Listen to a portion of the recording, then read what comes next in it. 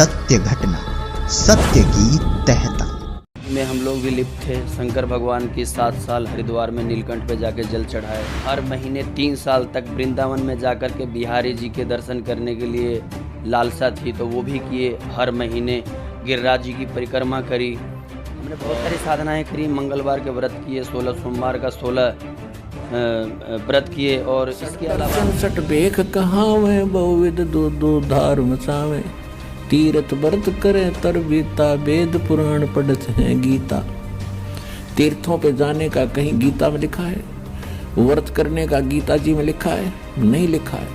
छठे अध्याय के 16वें श्लोक में श्रीमद् भगवद गीता में तो ये प्रमाण दिया है, हे अर्जुन, ये योग यानी भक्ति साधना न तो अधिक खाने वाले की सफल होती है और न बिल्कुल ना खाने वाले यानी व्रत रखने वाले। इसके अलावा नवरात्रे का, हमने नवरात्रे में देवी जी की मूर्ति रख करके 5 साल तक हमने एक हमारे हैं अंकल जी वहीं गली के नुक्कड़ पे हमने रख करके मूर्ति और जागरण और भंडारे करवाए।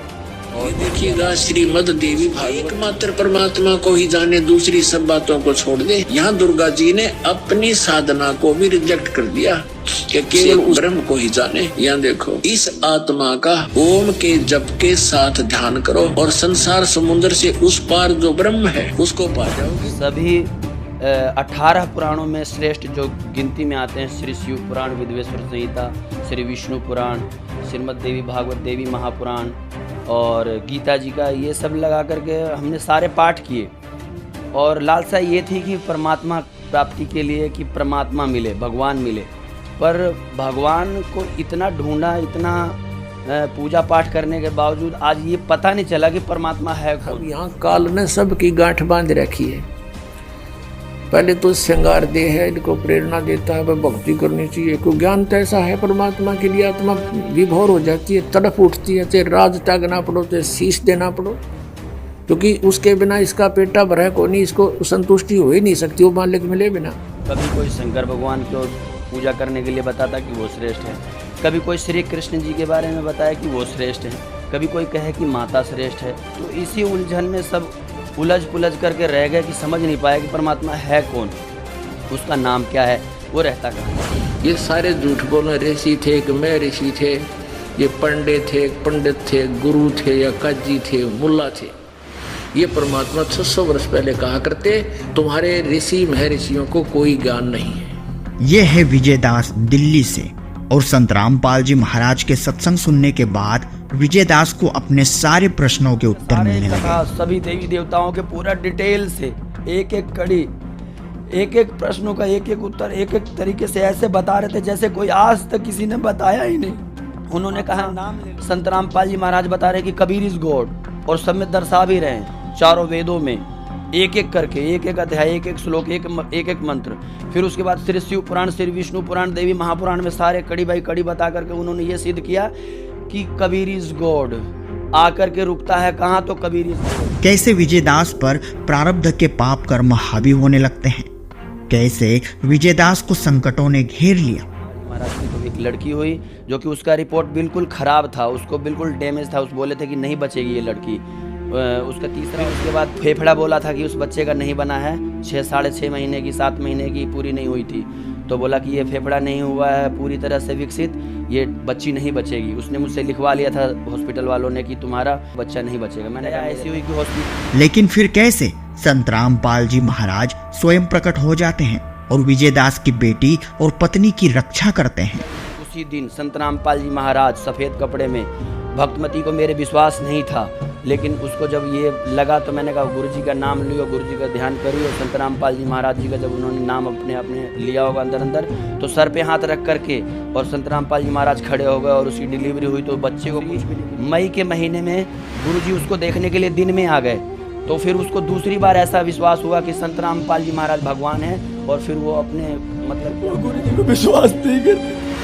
और गुरु जी के शरण में, संत रामपाल जी महाराज के शरण में आने के बाद हमारा ग्रस्त में जीवन टूटा हुआ तो वो ठीक हो गया। जैसे कि पहले मुझे पेट का ऐसा परेशानी था, ऐसा दिक्कत था कि मैं 1 से 2 रोटी नहीं खा सकता था, जिसे खाने के बाद मुझे एकदम बदहजमी हो जाती थी, जाम हो जाता था। वो सब ठीक हो गई। मेरे पिताजी को टीबी हो गया था और करीब 10 साल से वो घर में ही बैठे हुए थे। उनका मतलब दिमाग और शरीर काम नहीं करता था, बहुत दुबले नमस्कार पतले हो सर। गए थे। नमस्कार सर। सर क्या नाम है आपका? विजय दास है सर नाम। विजय दास जी, आप कहाँ से हैं? जी दिल्ली नागलोई प्रेमनगर थर अगरनगर कॉलोनी पड़ती है जी, पीछे बिहार के रहने वाले हैं। सर संत रामपाल जी महाराज से कब जुड़े आप? संत रामपाल जी महाराज जी से सन 2013 दिसंबर को जुड़े थे जी। सर संत रामपाल जी महाराज से जुड़ने से पहले आप क्या भक्ति साधनाएं करते थे? भक्ति में वही साधना जो सारे समाज संस्कृति जो पीछे से चली आ रही है, उल्टी रीति, उसी में हम लोग भी लिप्त थे। शंकर भगवान की 7 साल हरिद्वार में नीलकंठ पे जाके जल चढ़ाए। फिर उसके बाद हर महीने 3 साल तक वृंदावन में जाकर के बिहारी जी के दर्शन करने के लिए लालसा थी, तो वो भी किए। हर महीने गिरिराज जी की परिक्रमा करी। और इसके अलावा नवरात्रे का जो रामनवमी का टाइम होता है, उसमें हमने नवरात्रे में देवी जी की मूर्ति रख करके 5 साल तक हमने एक हमारे हैं अंकल जी वहीं गली के नुक्कड़ पे हमने रख कर के मूर्ति और जागरण और भंडारे करवाए। और इसके अलावा हमने बहुत सारी साधनाएं करी। मंगलवार के व्रत किए, 16 सोमवार का 16 व्रत किए। और इसके अलावा हनुमान जी का मंदिर है, उसमें बैठ कर के 5 साल तक हमने सभी 18 पुराणों में श्रेष्ठ जो गिनती में आते हैं, श्री शिव पुराण, विधवेश्वर संहिता, श्री विष्णु पुराण, श्रीमद् देवी भागवत देवी महापुराण और गीता जी का, ये सब लगा करके हमने सारे पाठ किए। और लालसा ये थी कि परमात्मा प्राप्ति के लिए कि परमात्मा मिले, भगवान मिले। पर भगवान को इतना ढूंढा, इतना पूजा पाठ करने के बावजूद आज ये पता नहीं चला कि परमात्मा है कौन। कभी कोई शंकर भगवान को पूजा करने के लिए बताता कि वो श्रेष्ठ है, कभी कोई श्री कृष्ण जी के बारे में बताया कि वो श्रेष्ठ हैं, कभी कोई कहे कि माता श्रेष्ठ है। तो इसी उलझन में सब उलझ पुलझ करके रह गए कि समझ नहीं पाया कि परमात्मा है कौन, उसका नाम क्या है, वो रहता कहाँ है। इसके अलावा जब हमने पाठ करी 5 साल मंदिर में बैठ कर, तो मंदिर में पंडित जी से पूछते पूछते रोना आ गया कि मुझे मेरे श्री कृष्ण जी के बारे में बताओ। तो उन्होंने बोला, लाला जब टाइम आएगा तो परमात्मा तुझे अपने आप शरण में ले लेगा। तो इसी दौरान हमने किसी के मुंह से सुना संत रामपाल जी महाराज ये शास्त्रों अनुकूल साधना बता रहे हैं। तो हमने कहा शास्त्र अनुकूल साधना बता रहे हैं, तो शास्त्रों को तो हमने सब पढ़ा है, देखा है, गहन भी किया है, लेकिन आज तक शास्त्र समझ में नहीं आया। तो समझ में जब उन्होंने ये बात कहा कि समझ में ऐसे नहीं आएगा जब तक आप शास्त्रों का अध्ययन कितना भी कर लो, कि गुरु के बिना शास्त्रों का ज्ञान नहीं हो सकता। तो हमने कहा फिर वो मिलेंगे कहाँ? तो बोले कि वो बरवाला में मिलेंगे। तो सन 2013 में 13 दिसंबर को हम गए, उससे 1 महीना पहले हम गए। उन्होंने कहा नाम ले लो। हमने कहा नाम हम ऐसे नहीं लेंगे, क्योंकि हम सभी गुरुओं के बारे में जानकारी कम से कम 2005 से लेकर के 2013 तक हमने सभी गुरुओं की जानकारी, गुरु के ज्ञान, भक्ति विधि जानने की चेष्टा रखी। फिर हमें अच्छा नहीं लगा कोई गुरु, समझ में नहीं आया कि ये ज्ञान बता कैसे रहे हैं। ज्ञान का कोई ना ओर है, ना कोई छोर है, ना कोई एक के ऊपर कोई टिकता है, कोई तरीका ही नहीं है। फिर जब उन्होंने हमें ये बताया तो हम 13 दिसंबर 2013 से पहले 1 महीने पहले हम उनके साथ में गए थे। और 1 महीने पहले जो तो वहाँ पर सत्संग देखा तो हमारे को बड़ा एकदम अजीब सा लगा। भगत जी बंदी छोड़ सतगुरु रामपाल जी महाराज सत्संग सुना रहे थे, लेकिन बहुत ज़्यादा अट्रैक्शन, बहुत ज़्यादा भगवान का सारे कथा, सभी देवी देवताओं के पूरा डिटेल से एक एक कड़ी, एक एक प्रश्नों का एक एक उत्तर एक एक तरीके से ऐसे बता रहे थे जैसे कोई आज तक किसी ने बताया ही नहीं। उन्होंने कहा नाम ले लो। हमने कहा नाम मैं ऐसे नहीं लूँगा, जब तक पूरी तरह से ज्ञान को समझ में नहीं आएगा मैं नाम नहीं लूँगा। तो वहाँ पहुँचे और पहुँचने के बाद जब हमें शाम का सत्संग सुने और सुबह का सत्संग सुने, फिर उसके बाद मुझे ऐसा लगा कि पता नहीं एकदम अजीब सी फीलिंग आने लग गई कि भगवान का ज्ञान शास्त्र अनुकूल साधना बता रहे हैं, तो वो परमात्मा संत रामपाल जी महाराज बता रहे हैं कि कबीर इज गॉड, और सब में दर्शा भी रहे हैं चारों वेदों में एक एक करके, एक एक अध्याय, एक एक श्लोक, एक एक मंत्र। फिर उसके बाद श्री शिव पुराण, श्री विष्णु पुराण, देवी महापुराण में सारे कड़ी बाई कड़ी बता करके उन्होंने ये सिद्ध किया कि कबीर इज गॉड। आकर के रुकता है कहाँ? तो कबीर इज गॉड। तो नामदान केंद्र पे जाकर के संत रामपाल जी महाराज जी द्वारा नाम दीक्षा प्राप्त हुई LED के द्वारा। सर हमने सुना है कि जो भी श्रद्धालु संत रामपाल जी महाराज से नाम दीक्षा लेते हैं उनको बहुत सारे लाभ प्राप्त होते हैं। तो क्या आपको भी कुछ लाभ प्राप्त हुए संत रामपाल जी महाराज से नाम दीक्षा लेने के बाद? संत रामपाल जी महाराज जी से लाभ प्राप्त करने की आप बात कहें तो अनेकों, मैं गिनती करवाऊं तो उसका मतलब बता नहीं सकता हूं। मैं आपको डिटेल से बताऊं तो आज पूरा दिन लग जाएगा, रात लग जाएगा, लेकिन नहीं बता पाऊँ। लेकिन इसमें मैं कुछ ऐसी बातें बता दूं आपको कि सामने जो सुन रहे हो हमारे मतलब ये जगत सारा संसार सुन रहा हो, तो वो ये ऐसा लगे कि उनको हमारे जितने कष्टों थे उस कष्टों का निवारण संत रामपाल जी महाराज जी के शरण में आकर के हुआ। जैसे कि पहले मुझे पेट का ऐसा परेशानी था, ऐसा दिक्कत था कि मैं 1 से 2 रोटी नहीं खा सकता था, जिसे खाने के बाद मुझे एकदम बदहजमी हो जाती थी, जाम हो जाता था। और ट्रीटमेंट मैंने प्राइवेट और सरकारी हॉस्पिटल से सब जगह से दवाई सिर्फ ले करके, और मैं थक लिया, हार लिया, ठीक नहीं हुआ। संत रामपाल जी महाराज जी से जब नाम लिया तो 2 महीने, 3 महीने, 4 महीने ऐसे होते होते मेरा बिल्कुल एकदम ठीक हो गया। उसके बाद मेरे पिताजी की बात थी कि मैं पिताजी को बोला कि नाम ले लो, मेरे को ऐसे ऐसे परेशानी थी, वो सब ठीक हो गई। मेरे पिताजी को टीबी हो गया था और करीब 10 साल से वो घर में ही बैठे हुए थे। उनका मतलब दिमाग और शरीर काम नहीं करता था, बहुत दुबले पतले हो गए थे। तो जाकर उन्होंने नाम लिया, और नाम आज लेने के बाद संत रामपाल जी महाराज जी से मेरे पिताजी बिल्कुल स्वस्थ हैं और बिल्कुल फुर्ती में हैं, और आज वो काम भी कर रहे हैं जो 10-12 साल से बैठे हुए थे। तो ये दूसरा लाभ हुआ। और तीसरा लाभ ये हुआ कि मेरे जीवन में जो ग्रस्तमय जीवन जो हमारे ससुराल वाले बहुत परेशान कर रखे थे, तो हमने संत रामपाल जी महाराज जी से प्रार्थना किया था, तो उन्होंने कहा था कि परमात्मा दया करेंगे, वो अपने आप आ जाएगी। तो वो भी हमारा ग्रस्तमय जीवन भी बहुत ज़्यादा टूटा हुआ था, घर वो जुड़ गया। और फिर हमारे घर में एक हमारी पत्नी को इच्छा थी कि लड़की हो, तो मैंने कहा ऐसे नहीं, चाहे किसी भी देवी देवता की पूजा कर लो, तुम्हारी कोई सुनवाई नहीं हो सकती है। बस ये है कि नियमानुसार भक्ति, आप संत रामपाल जी महाराज जी के शरण में जाकर के नाम लो और फिर भक्ति करो, तो परमात्मा दया करेंगे, तो हो सकता है। तो फिर उन्होंने भी नाम लिया। हमारी पत्नी ने नाम लेने के बाद 1 साल के अंदर अंदर फिर परमात्मा की दया हुई संत रामपाल जी महाराज जी की, तो एक लड़की हुई, जो कि उसका रिपोर्ट बिल्कुल ख़राब था, उसको बिल्कुल डैमेज था। उस बोले थे कि नहीं बचेगी ये लड़की। उसका तीसरा ऑपरेशन था, लेकिन परमात्मा की दया से, संत रामपाल जी महाराज जी की दया से कोई दिक्कत नहीं हुआ। उसको ब्लड की कमी बताई थी, वो भी पूरा हो गया। शुगर बताया था ऑपरेशन नहीं होगा, वो भी शुगर भी एकदम छू हो गया। फिर उसके बाद फेफड़ा बोला था कि उस बच्चे का नहीं बना है, 6-6.5 महीने की, 7 महीने की पूरी नहीं हुई थी, तो बोला कि ये फेफड़ा नहीं हुआ है पूरी तरह से विकसित, ये बच्ची नहीं बचेगी। उसने मुझसे लिखवा लिया था हॉस्पिटल वालों ने कि तुम्हारा बच्चा नहीं बचेगा। मैंने कहा मेरे परमात्मा दया करेंगे।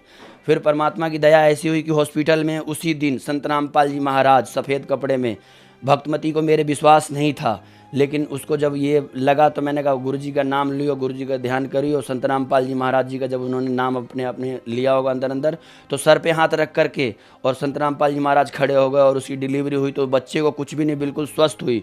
और 2 ऑपरेशन उन्होंने पहले किया था, जिसमें वो दोनों स्त्री का डेथ हो गया था ऑपरेशन थिएटर में। और मेरी पत्नी का इतना रिपोर्ट सारा ख़राब होने के बावजूद भी उसको कुछ भी नहीं हुआ, और वो बिल्कुल ठीक ठाक लड़की हुई। वो 12 से 15 दिन वो ICU रूम होता है, उसमें बच्ची को रखा उन्होंने।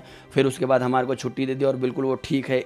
वो लड़की इतनी अच्छी है कि अभी उसको सब देख के अट्रैक्ट होते हैं। फिर दूसरी मई के महीने में गुरुजी उसको देखने के लिए दिन में आ गए, तो फिर उसको दूसरी बार ऐसा विश्वास हुआ कि संत रामपाल जी महाराज भगवान हैं, और फिर वो अपने मतलब कि अपने आप को विश्वास कर और गुरुजी को मानने लगी। वो गुरुजी को विश्वास नहीं करती थी, और गुरुजी के शरण में, संत रामपाल जी महाराज जी के शरण में आने के बाद हमारा ग्रस्तमय जीवन टूटा हुआ था, वो ठीक हो गया सर जी। और फिर उसके बाद जी को भी डॉक्टरी रिपोर्ट में वो बोल दिया था कि नहीं बचेगी। गुरुजी से नाम दिलवाने के बाद उसको एडमिट करवाया था, तब जाकर के डॉक्टर ने बोला था नाक में भी और मुंह में भी वेंटिलेटर पाइप डलेगा, जो सांस नहीं है उस सांस में उसको पूर्ति करेगा। पर डॉक्टरों का जवाब भी गुरुजी की दया ऐसी हुई संत रामपाल जी महाराज जी कि मैं अपने माँ को सबसे ज़्यादा मानता था। मेरे भगवान संत रामपाल जी महाराज ने मेरी माँ का भी जीवन दान दिया। भगवान ने हमारे ऊपर ऐसी दया करी कि मैं बहुत सुखी हूँ, कोई नशा नहीं करता हूँ, सारी बुराइयों को परमात्मा की दया से संत रामपाल जी महाराज जी के त्याग से त्याग चुका हूँ, और मैं बिल्कुल खुश हूँ और सुखी हूँ। और मेरा एक ये लेफ़्ट पैर और ये लेफ़्ट हाथ में हाथ कांपने लग जाते थे। कभी कभी ऐसे होता था सर जी कि मेरा हाथ कांपने लग जाता था। ये मैं बताना भूल गया था, ये मेरे लेफ़्ट हैंड और ये पैर के नीचे ये ऐसे जलन होता था जैसे कि आग जलती हो, और मतलब जैसे कीड़े काटते हो, वैसे एकदम जलन होता था लेफ़्ट पैर के अंदर में, ये जांघों के पास में। तो परमात्मा की दया से तो उसी टाइम में ठीक हो गया था। सर आप ये बताइए, पहले आप सभी देवी देवताओं के पास गए, आपने कुछ गुरु भी बनाए, वहाँ से आपको कोई लाभ नहीं हुआ, फिर आप संत रामपाल जी महाराज की शरण में आए और वही लाभ आपको हो गए। तो सर संत रामपाल जी महाराज ऐसी क्या भक्ति साधना या दवाई देते हैं जिससे आप लोग सभी जगह घूम लेते हैं, आप नहीं ठीक हो पाते, लेकिन संत रामपाल जी महाराज की शरण में आने के बाद आप ठीक हो जाते हैं, क्या कारण है? कारण ये है सर जी कि कोई भी गुरु और कोई भी देवी देवताओं की पूजा जो नियमानुसार नहीं करते हैं और शास्त्र अनुकूल साधना जो लोग नहीं करते हैं, कारण यही है कि किसी भी विधि से आप पूजा पाठ कर लो, हमने इतने मतलब करे लेकिन उसका हमें कोई लाभ नहीं हुआ। पर लाभ वो जब हुआ जब हमें संत रामपाल जी महाराज जी से दया हुई, कृपा हुई, नामदान मिला, तब उसके बाद में वो गुरु बनाने की जो प्रक्रिया है, गुरु बिन गाहु न पाया ज्ञाना, जो थोथा बुझ छड़े मूड किसाना, गुरु बिन वेद पढ़े जो प्राणी, समझे न सार रहे अज्ञानी। तो गुरु के बिना हमारा कल्याण नहीं हो सकता। प्रथम रामकृष्ण से कौन बड़ा, तीनों ने गुरु कीन और तीन लोक के वेधनी, गुरु आगे अधीन। तो राम जी और कृष्ण जी ने और कबीर परमात्मा भी आकर के गुरु बनाया, और गुरु के बिना हमारा आत्म कल्याण और हमारा इस जीवन का जो भी दुख है उसे दूर होना मतलब ये संभव नहीं है। गुरु और भी हैं लेकिन वो शास्त्र अनुकूल साधना नहीं बताते। किसी भी गुरु के बारे में हमने 2005 से लेकर के 2013 तक हमने सभी गुरु के बारे में जानकारी करी। पेश उर्दू चैनल पे डॉक्टर जाकिर नायक का भी हमने प्रोग्राम देखा, और सुधांशु जी महाराज जी के अलावा आशुतोष जी के महाराज, आसाराम जी, निरंकारी, राधा स्वामी, डेरा सच्चा सौदा वाले गुरमीत राम रहीमी, इन सब के बारे में जाना। लेकिन एक ठोस एक मतलब कि वो जिस भगवान को हमें चाहिए, जो भगवान एक है, वो एक के बारे में कोई भी नहीं बताया आज तक किसी ने, और ना ही कोई सिद्ध करके दिखा पाया शास्त्रों में कि एक परमात्मा वो है कबीर परमात्मा, और कबीर इज गॉड। और उनकी भक्ति विधि ये है, वो विधि किसी के पास है ही नहीं। वो भक्ति विधि जो है वो संत रामपाल जी महाराज जी के अलावा और कोई बता ही नहीं सकता, क्योंकि संत रामपाल जी महाराज ने जो शास्त्र अनुकूल साधना बताई, नियमानुसार वो सिद्ध करके बताए, उससे हमें लाभ हुआ। सर संत रामपाल जी महाराज से नाम दीक्षा लेने के बाद आपको बहुत सारे लाभ प्राप्त हुए, तो जो श्रद्धालु आज आपको देख रहे हैं वो भी किसी ना किसी तरीके से परेशान है, उनके लिए आप क्या कहना चाहेंगे? उनके लिए यही प्रार्थना है, उनसे विनती है दास का कि वो अपने टीवी चैनल के माध्यम से उस पे पीली पट्टी पे नंबर आता है, उस नंबर पे फ़ोन करके नज़दीकी नामदान केंद्र पे जाए और इस ज्ञान को पहले समझे। शास्त्रों का ज्ञान जो संत रामपाल जी महाराज बता रहे हैं, और वो विधिवत एक एक कड़ी, एक एक सिलेबस को दिखा कर एक एक पॉइंटों पे बात कर रहे हैं। तो हम ये कहना चाहते हैं कि आप सब शिक्षित हैं, समाज जितने भी हैं पढ़े लिखे भगवान ने बनाए हैं, आप संत रामपाल जी महाराज जी का ज्ञान पहले समझे और चेक करें एक एक पॉइंटों पे, और उसके बाद आप यहाँ संत रामपाल जी महाराज जी के पास आए और नाम दीक्षा प्राप्त करें और अपना कल्याण करवाएं। दुख भूत प्रेत बाधा विघ्न जितने भी प्रकार के दुख होते हैं इस धरती पे तीनों लोकों में, वो संत रामपाल जी महाराज जी के शरण में आकर के अपना वो दूर कर सकते हैं, दुखों का नाश करवा सकते हैं और कल्याण करवा सकते हैं। धन्यवाद सर। सत्य सत्य घटना, सत्य की तहता।